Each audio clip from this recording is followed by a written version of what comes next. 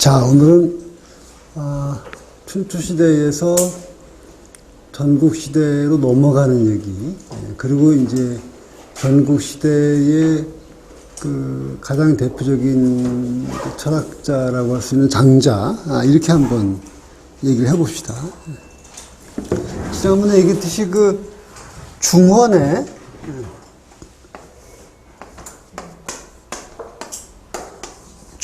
그 제일 중심을 차지하는 그 국가가 진나라인데, 강국이죠.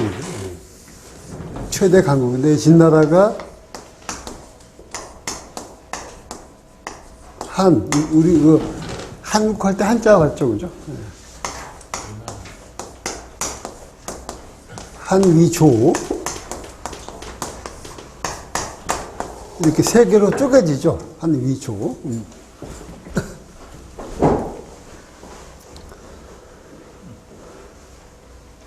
그래서 한나라는 그 저쪽 서쪽, 그러니까 마지막에 통일하는 그 진 쪽에 있고, 위는 이제 한 가운데 있고, 조는 약간 이제 북쪽에 이렇게 위치해 있는데, 세 나라 쪼개지죠, 이렇게. 쪼개지죠. 그래서 이 쪼개진 게 BC 476년인데, 이때를 기점으로 해서 춘추시대로부터 전국시대로 이제 바뀌게 되죠. 전국은 말 그대로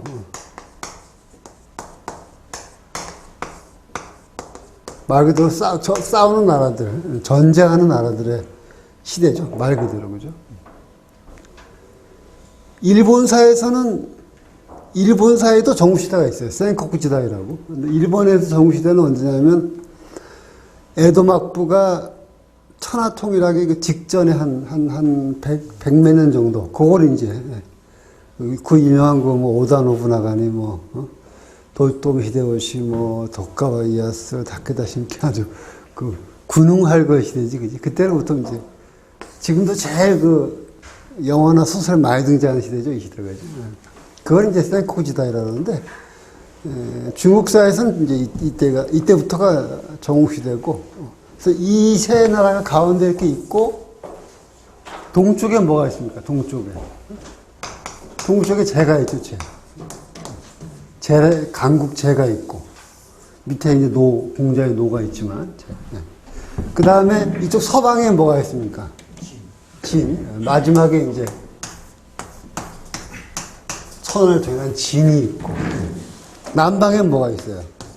우리가 그 노자 얘기할 때 나왔던 초가 있죠, 초. 그 다음에 이쪽 고구려, 이쪽 북동쪽이지, 그러니까. 고구려 바로 옆에, 그게 연이죠, 연, 그죠?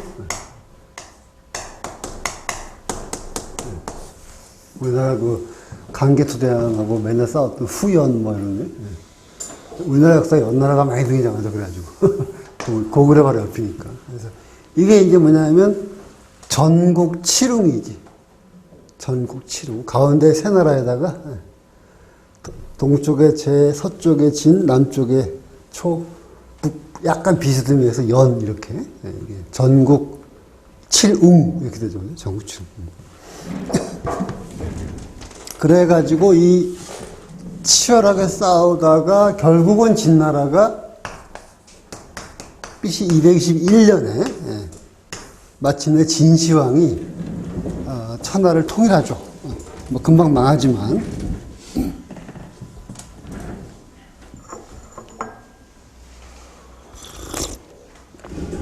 자, 그래서 이제 이 시대, 전국 시대의 변화를 크게 세 개. 사회, 경제, 사적 변화하고, 정치, 외교적인 변화하고, 문화, 사상적인 변화하고, 이렇게 이제, 나눠본다면, 우선 첫째로 맨 처음에, 이제, 사회, 경제, 사적인, 말하자면 일종의 사회 저변이죠. 사회 저변의 어떤 변화를 살펴본다면, 역시 철기, 청동기로부터 이제 철기의 시대로 넘어갔다는 것. 그러면서 문물이 문물이 굉장히 이제 발달하게 되죠. 문물이 발달하게 되고, 농업이 발달하게 되고, 그 다음에 무기도 이제 발달하게 되고, 그래서 거기 오늘날 솥에 해당하는 뭐 화라든가 규라든가 정은 되게 유명한 거죠, 그죠? 세 발 달리는 그 솥, 정. 그 다음에 뭐 잔에 해당하는 작, 우리가 그 수작한다 할 때 수작 뿌린다 할 때 그 작자죠. 그 다음에 그 이제 노노맹자에 많이 나오지. 이 술잔. 그 다음에 나무를 가공하기 위한 일종의 도끼 같은 거지. 그러니까 부월. 왜 그 도끼를 부월이라고 하지. 부월, 그지? 그 다음에 뭐 착. 지금의 그 왜 굴착기 할 때 그 착자지. 지금 굴착기 할 때. 뭐 산도 있고. 그 다음에 이거는 이제 훗날에 이제 무기도 발달하지. 하면 제일 유명한 게 뭡니까? 장비가 사용하던 그 장팔사모. 이렇게 뱀꼬리처럼 이렇게 된 거. 이렇게 장비가 쓰던 그 장팔사모가 되게 유명하고, 과라는 건 이제 보통 창이지, 보통 과.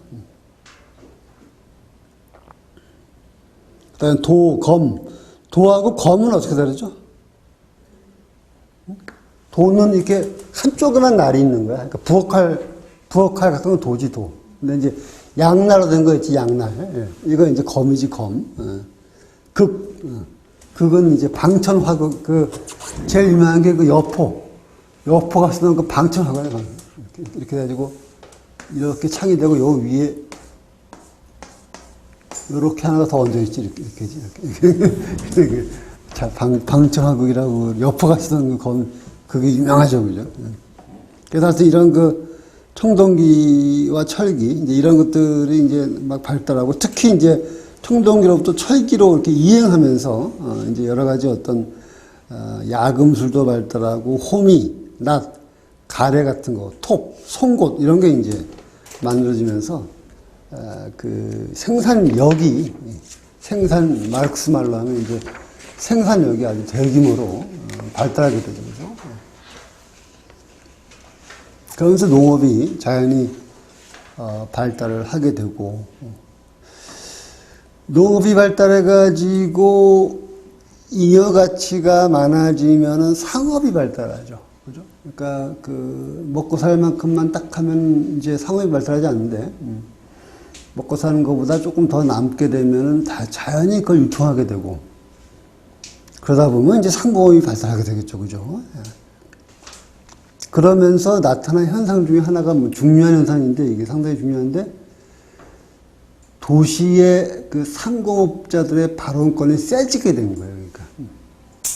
특히 이제 제나라 같은 경우가 이제 그런 게 이제 두드러진 나라인데, 이제 귀족들에 대해서 도시 상공업자들의 발언권이 굉장히 강화됐다는 거. 이것도 이제 하나 주목할 만한 그 현상이고, 그 다음에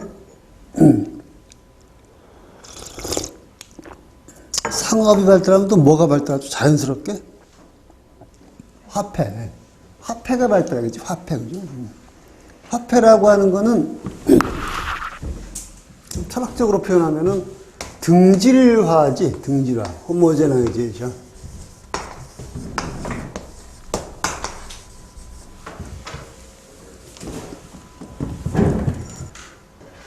그러니까 이 반대말은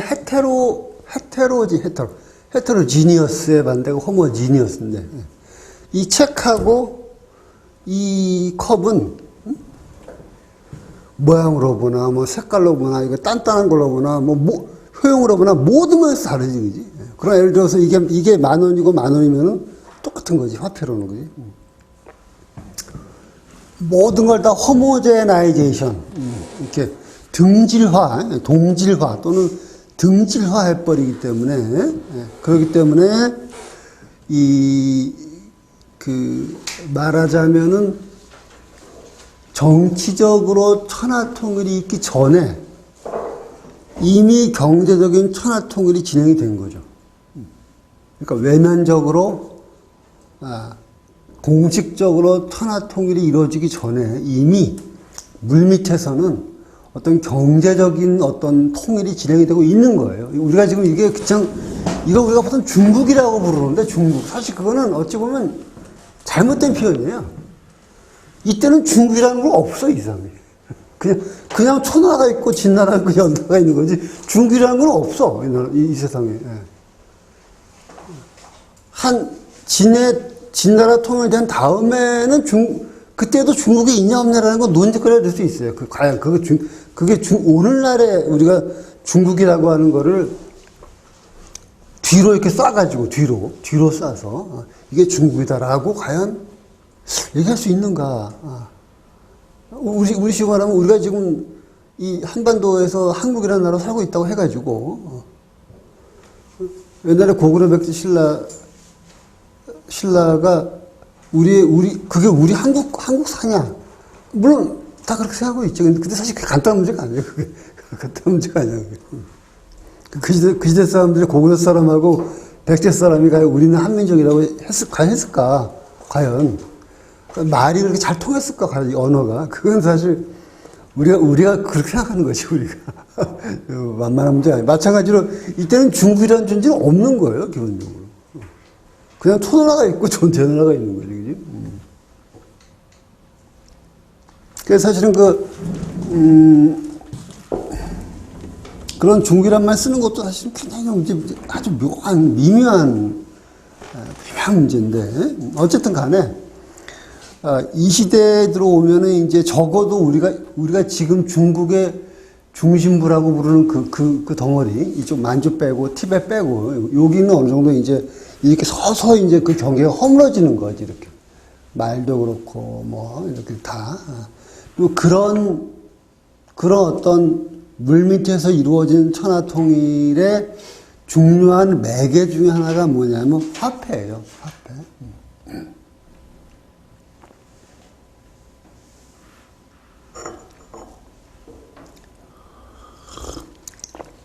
상업이라는 건 무서워가지고 국가와 이데올로기도 뚫어버리거든, 상업이라는 거는.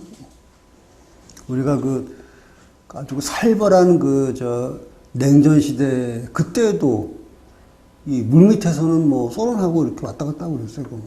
우리 아주 친한 할아버지의 친구분이시지, 한의사분인데, 그분도 소련에서 녹용 같은 막 사오고 그랬거든, 그때. 그 살벌한 냉전시대에도. 그러니까, 이게 상층의 정치, 법, 사상, 이 상층 밑에는 이게 또 잘 안 보이는 물밑에서 막 흐르고 있는 그런 게 있어요. 그거의 가장 대표적인 게 뭐냐면 이제 돈이지, 돈. 상업이지, 상업. 상업이라는 건 참 어찌 보면 좀 물처럼 다 뚫어버리지, 모든 걸 전부 다.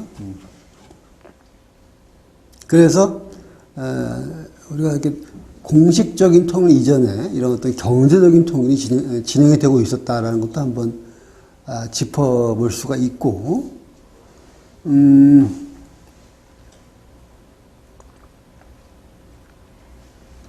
이런 과정에서 나타나는 중요한 현상 중에 하나가 뭐냐? 거상의 등장이죠. 거상. 요술식으로 말하면 재벌이지.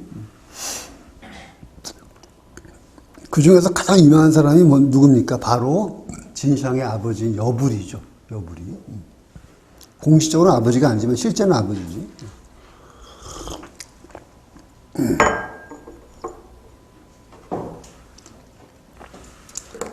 여불이가 살던 나라에 이 진나라의 아주 먼 친척벌 왕자인가 공자지. 그러니까 왕자는 주나라니까 이게 인지로 잡혀왔는데, 그러니까 얘가 좀 싹수가 보이거든. 그러니까 여부리가 자기 애를 뵌 여자를 이 사람한테 준 거야, 이렇게. 그러니까 이 여자가 애를 낳으니까 이 애는 공식적으로 이 사람의 애지만 사실은 자기 아들인 거지. 얘가 나중에 진시황이 돼요, 이렇게. 그러면서 이제 여부리는 상국이 돼가지고 실질적인 지배자가 되지. 그러다가 이제 애가 진시황이 나이가 드니까 자꾸 싸울 거 아니야, 이게. 내로도 왜 처음에 어머니가 자기를 황제로 만들어주니까 처음엔 어리니까 당연히 이제 이렇게 따르지만은 나이가 아마 15, 17 되면 이제 안 그러지. 예, 벌써. 그러면 이제 서서히 이제 틈이 갈라지기 시작하죠. 동서고금에 거의 법칙가도 같은, 그러니까 아주 어린 사람을 왕으로 만들면은 그 만든 사람이 권세를 쥐지만 5년, 10년 지나면 이제 서서히 이제 이 아들하고 이렇게 싸우는 거는 어찌 보면 역사의 거의 뭐 어떤 철칙과도 같은 건데, 얘도 똑같은 과정을 이제 겪게 되죠. 그리고 이제 도량형 같은 거, 이렇게 도량형 이런 것도 이제 통일이 되고,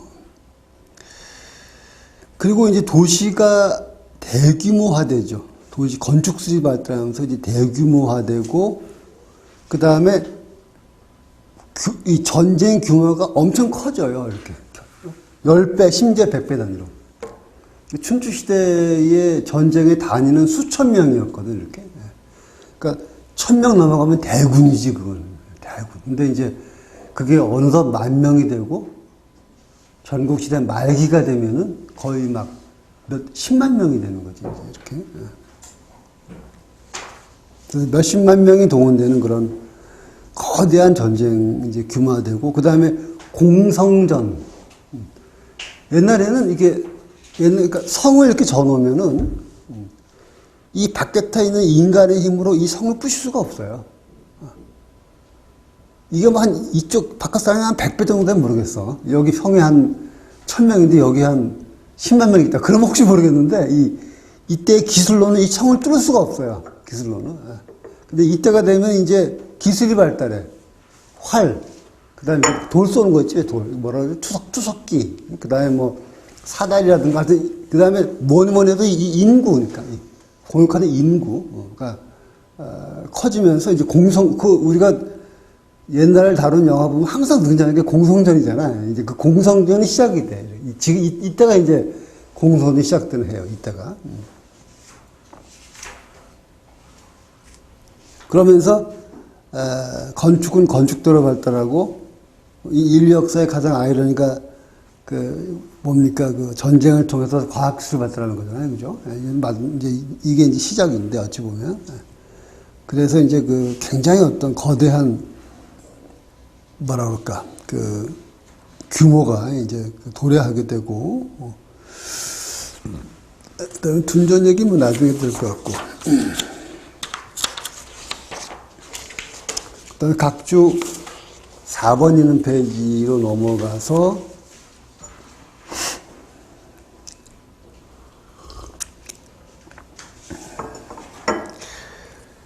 이 경제적인 차원이 변화하면은 사람 간의 관계가 변하죠.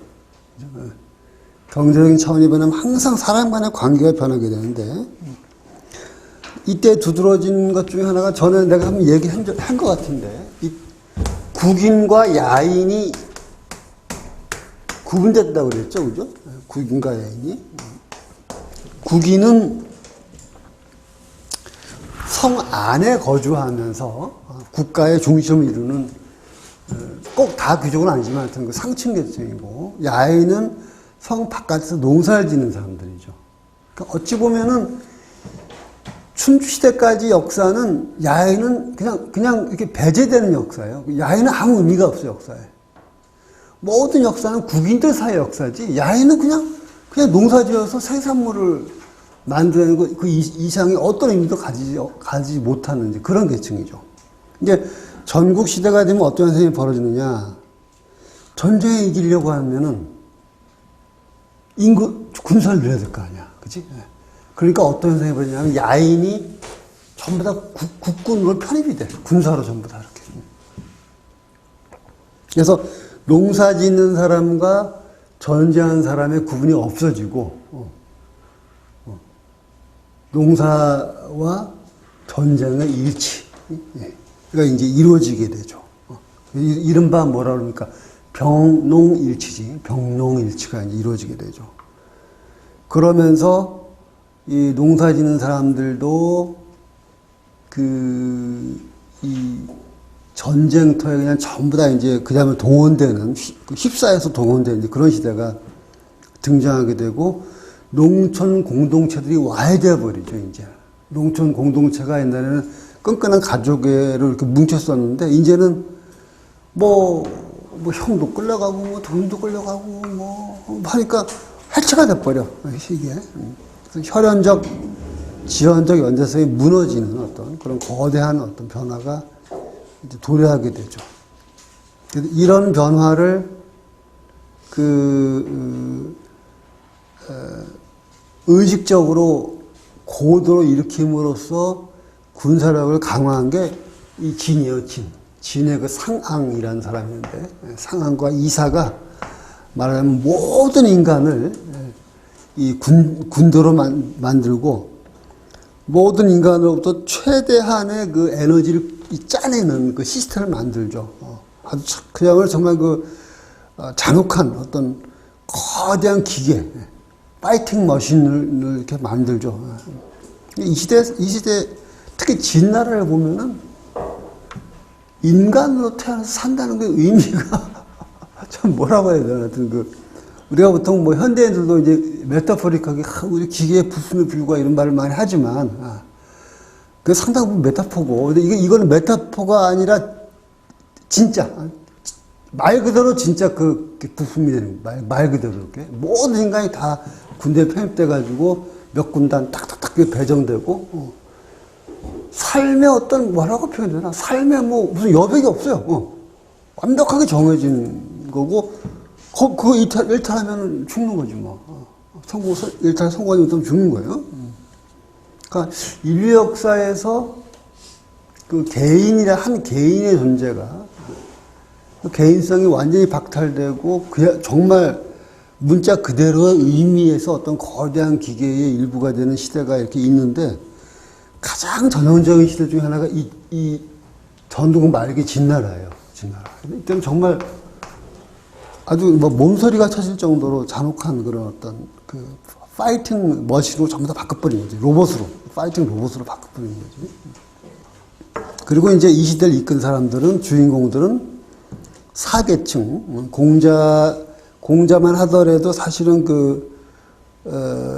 이제 귀족들에 대한 어떤, 뭐랄까, 자기가 귀족보다 낮은 계층이라는 어떤 그런 의식을 굉장히 강하게 가지고 있었고, 약간 답답하다 싶을 정도로 그 춘추 질서에 이렇게 얽매인 사람인데, 근데 공자가 이 사계층을 뿌려놓은 그것이, 전국시대에 꽃을 피게 되죠.